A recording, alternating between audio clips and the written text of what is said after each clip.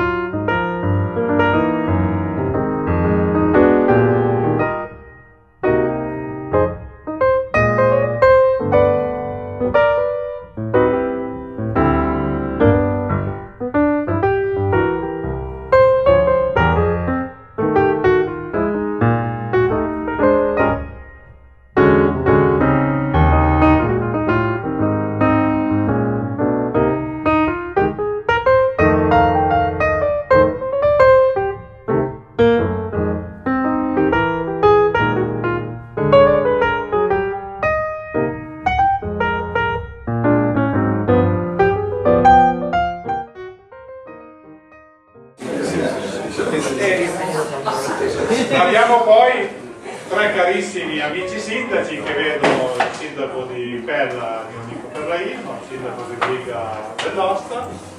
Ah no, sono solo due. Lorenzo Castello l'ho piatto ma non è venuto. Bene, a questo punto però lascio, ho già preso il piacere. Questo libro, ho detto prima, è un libro bellissimo, usato superlativo.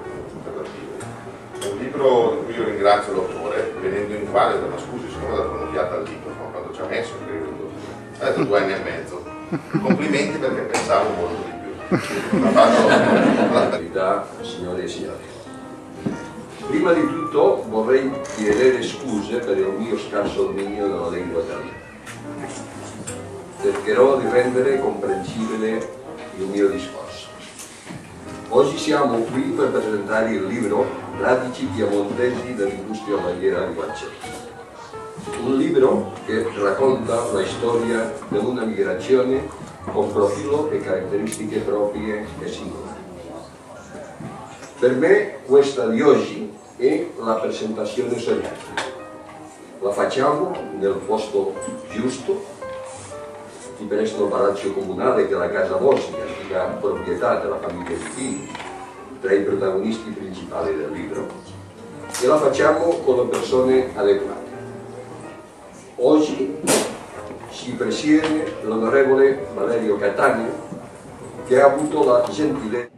A tots els que heu vingut a Barcelona, moltes gràcies. Gràcies al grup de 45 persones per al vostre recolzament i la vostra companyia. Gràcies a tots els descendents d'aquells emprenedors piemontesos que un dia van arribar a Barcelona per a ser presents i escriure un important capítol de la història de l'hostaleria de la ciutat.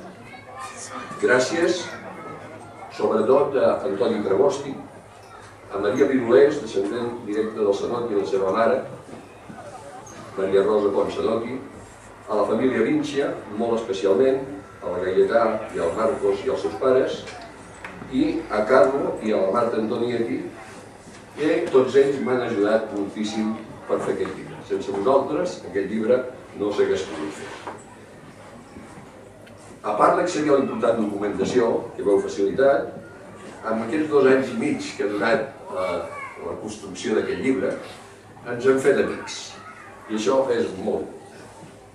També voldria donar les gràcies a la Lluïsa i a la Mabel Vila, les editores del llibre, la casa editorial La València.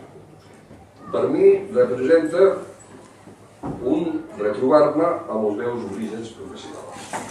És allò de roda del món que diem i torna al món. Vaig començar a casa vostra i avui aquest llibre que presentem aquí l'heu fet vosaltres. Per tant, jo només vull donar-vos les gràcies perquè realment hem treballat molt, però el resultat és un resultat magnífic. I gràcies també, molt especialment, a la meva família. no puc dir res, és a dir, ho has dit tot tu. La Bibi és la gran perjudicada, la que m'ha acompanyat en tota aquesta itinerària de 2 anys i mig, i la que m'ha ajudat moltíssim a fer aquesta obra que avui presentem.